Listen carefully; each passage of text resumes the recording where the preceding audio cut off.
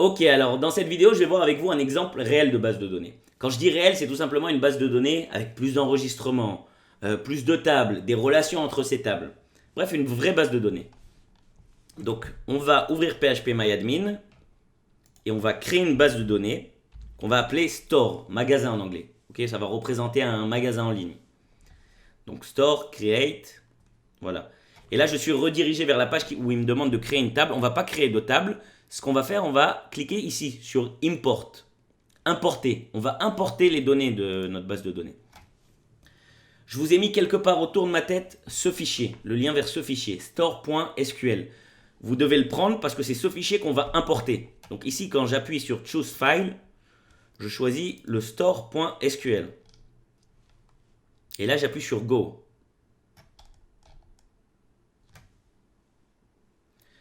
Voilà, l'import s'est bien passé.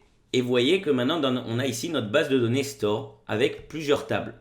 Customers, okay, c'est-à-dire les clients de notre magasin. Customer addresses, les adresses de ces clients. Orders, c'est-à-dire les commandes qu'il y a dans notre magasin. Products, c'est-à-dire les produits qu'on a. Product categories, les catégories de produits. Reviews, c'est, vous savez, quand on laisse un avis sur un produit. Un client peut laisser un avis sur un produit. Donc voilà nos tables. On va aller explorer un petit peu ça ensemble. Je vais mettre un petit peu plus petit pour qu'on voit l'ensemble. Voilà, on a plein de lignes dans notre table. Vous voyez, le ID, le prénom, le nom, l'email, le password, avatar, c'est-à-dire c'est l'image qui représente le client, et join date, la date à laquelle il s'est inscrit au magasin. Donc, si je vais sur la structure de cette table Customers, vous voyez, on voit ici que ID, c'est une clé, et on a les autres champs. C'est des varchar, tous, 100, 100, 150. Voilà. Et timestamp pour la date à laquelle il a joint, à laquelle il s'est inscrit au magasin. Customer addresses, on va aussi voir un peu de quoi, qu'est-ce qui se passe. Bref, ici, c'est une table différente. Pourquoi? Parce que les champs, c'est ID, Customer, adresse, adresse 2, City, State, Zip Code. Ce champ-là, Customer, il est spécial. Si je retourne dans la structure, vous voyez ici, on a une clé grise. Okay, c'est une référence d'une clé d'une autre table. Parce que c'est quoi en fait? C'est les adresses de nos clients. J'aurais pu le mettre dans la table directement client.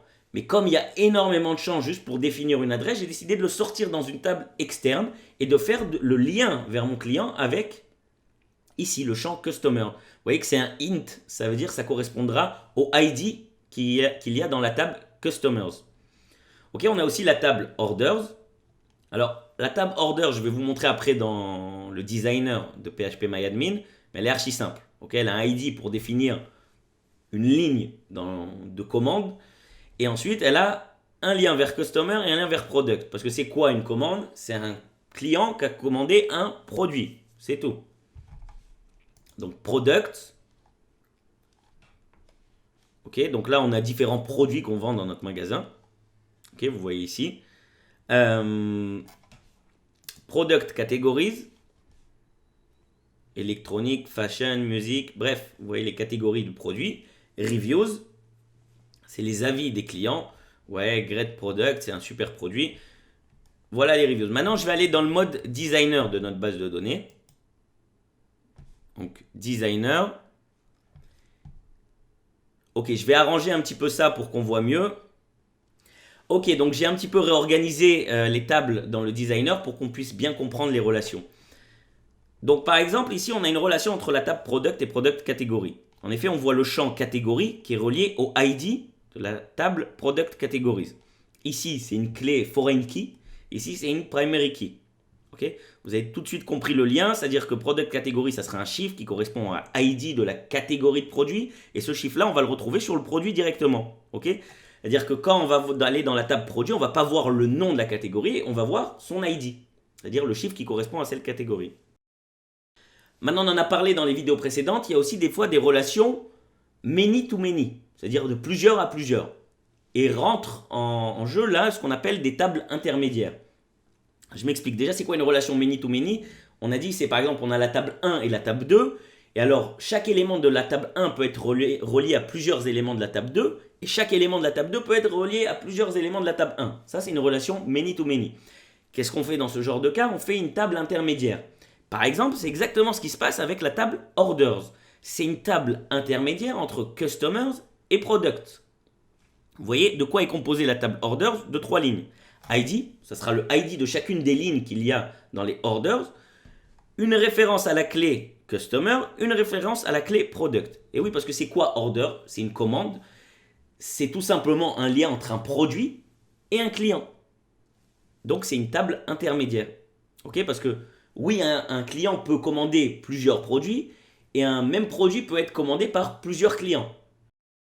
Donc c'est exactement une relation many to many. Et donc on a fait une table intermédiaire pour exprimer ce genre de relation. Voilà. Ok, on a d'autres relations. Par exemple, comme on avait vu product catégorie à product, on a customer address sur customers. Là, par exemple, les adresses des clients, on a trouvé qu'il y avait trop de champs. Donc on l'a sorti dans une table à part. Et le lien qu'il y aura entre cette table à part, c'est tout simplement le ID du customer. Ok, chaque adresse, elle sera reliée à un customer.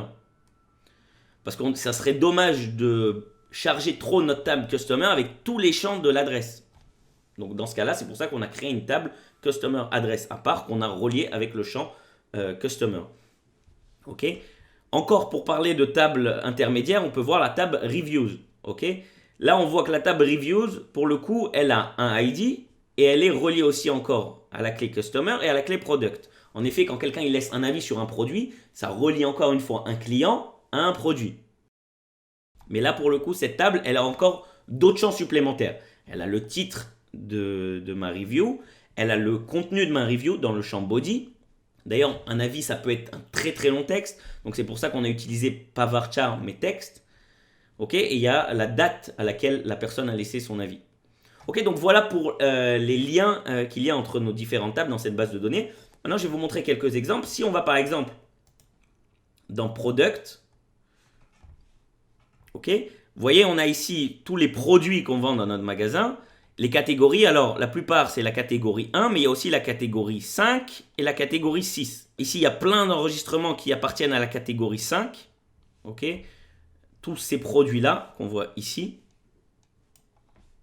Le 9, le 10, le 11, le 12, le 13. Donc ce que je vais faire avec vous, on va maintenant aller à Product Catégorie. Et là, on a nos catégories. Et je vais supprimer la catégorie 5. Delete. Là, il me dit, je ne peux pas supprimer cette catégorie. Pourquoi? Parce que justement, c'est une foreign key. Ok?